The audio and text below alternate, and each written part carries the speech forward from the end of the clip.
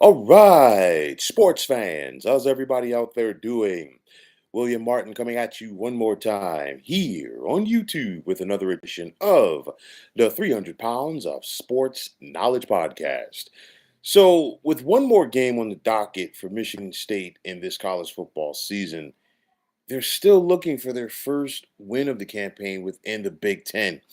It's been more than a full calendar year since the Spartans won a game within the Big Ten.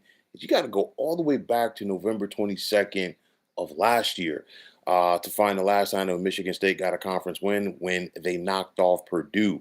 Now, Jonathan Smith is set to wrap up his second year in East Lansing as Michigan State's head ball coach. And it's safe to say that the Spartans are not off to a good start under him. So far, Smith is just 8-15 at Michigan State, while he is just 3-14 within the Big Ten. And if the Spartans fail to defeat Maryland this coming weekend, it would clinch the first year for Michigan State since 1958 that they went without a win within the Big Ten. But with the struggles of Jonathan Smith and the struggles of this program right now, you have to ask yourself, is Michigan State ready to move on from Smith after just 2 years? So I'll put it like this. If Michigan State were to fire Jonathan Smith, they'd be on the hook to pay him nearly $33 million via the buyout. Question is, would Michigan State be willing to pay that as well as have to pay another head coach to come to East Lansing? Make no mistake about it. There are some current heavyweight football programs that are looking for a head coach in this cycle. And if you're going to line Michigan State's program up alongside all of those, you have to ask yourself, how attractive would the Michigan State job be if the school decided to move on from Jonathan Smith? Or is Michigan State going to be willing to exercise some patience with Jonathan Smith? I say this because he was at Oregon State prior to coming to Michigan State, and he was just 9-22 in his first 3 years in Corvallis before things started to get turned around. Uh, Even with all of that there, how patient is this fan base in East Lansing willing to be with Jonathan Smith? You got to go back to 1981 with Frank Waters to find the last time that a Michigan State head coach finished his first 2 years with losing records, and of course Waters would be let go following the '82 season. Now, if Michigan State were to ultimately decide on moving on from Jonathan Smith during his coaching cycle, it would then mean that they'd be 0-2 in their attempts to replace former head coach Mark D'Antonio.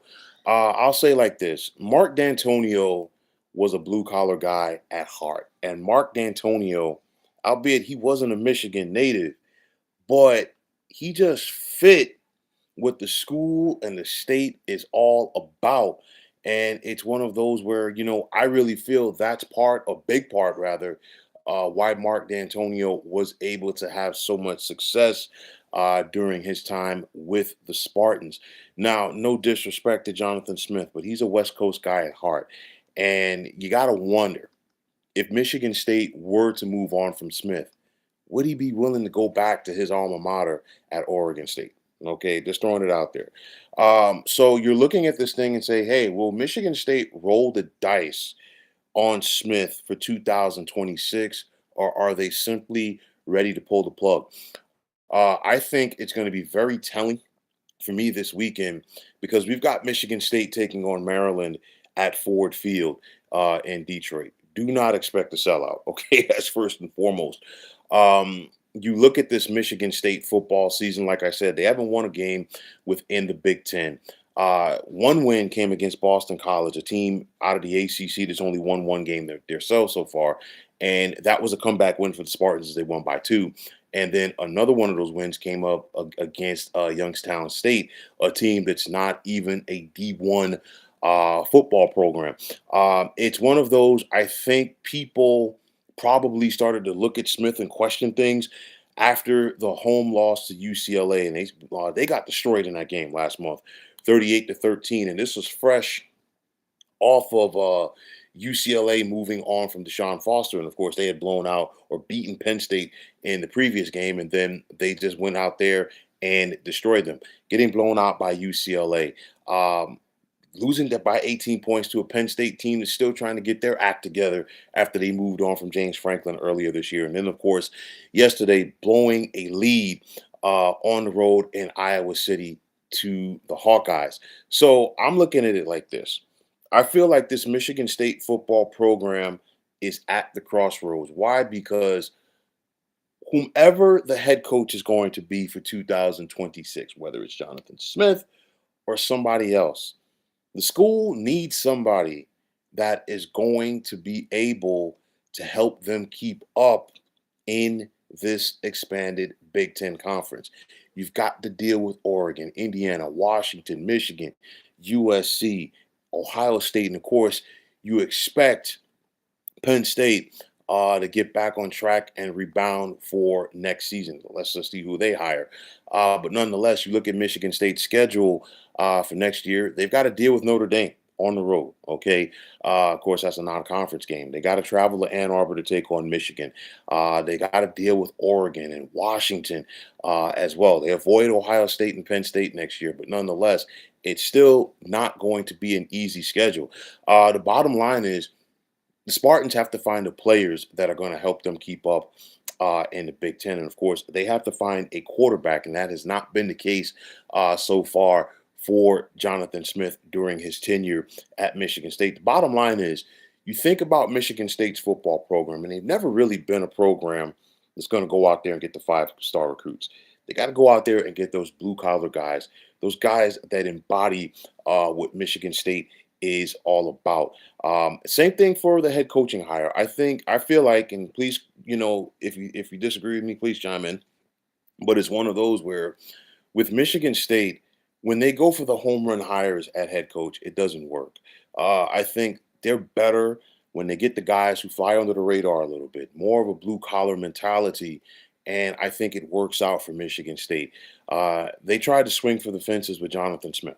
I totally get it. I totally understand it. But in my opinion, he just doesn't fit there. And I was skeptical from the beginning when they brought him in. And clearly, so far, it has not worked. As along with Purdue, Michigan State is the only program in the Big Ten that has not won a conference game so far this season. And like I said, this program's at the crossroads. Okay, it did not work out with them and Mel Tucker on his 3 years there, or 3+ years there. And I feel like it was kind of like a panic thing after like the whole Mel Tucker fiasco. That they had to go out there and try to swing for the fences. They brought in Jonathan Smith, and like I said, he simply does not fit there, in my opinion. I think what it's going to come down to, um, in my opinion, as far as Jonathan Smith coming back next year, is whether or not Michigan State is willing to pay his buyout and then have to go out there and pay another head coach. But I think the performance Saturday against Maryland and the temperament from this fan base as well could go a long way in determining that as well.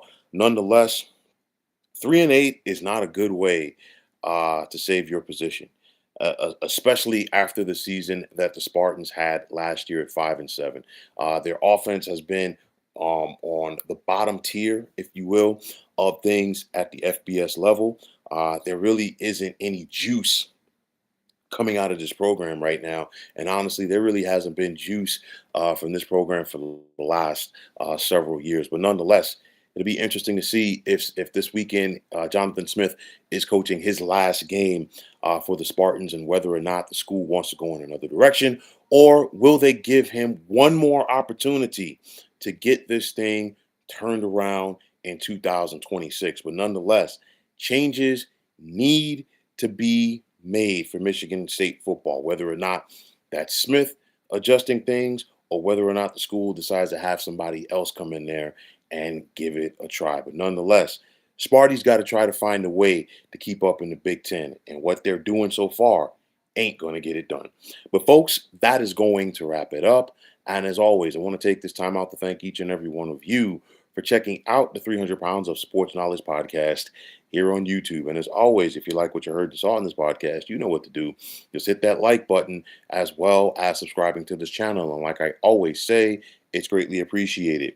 Also, if you are on the X, formerly known as Twitter, you can check me out anytime at 300 Pounds of Sports. And like I always say, if you give me that follow, it'll be my pleasure to do the same in return. And that also goes for Instagram, and you can check me out at 300 Pounds of Sports Knowledge. Also, if you are on Facebook, definitely check out the Sports Depot 365. And as far as I'm concerned, one of the better sports groups going on social media. But until next time, fine folks, my name is William Martin, and I am signing off. And I'm saying thanks once again for checking out the 300 Pounds of Sports Knowledge podcast here on YouTube. Be well, everybody.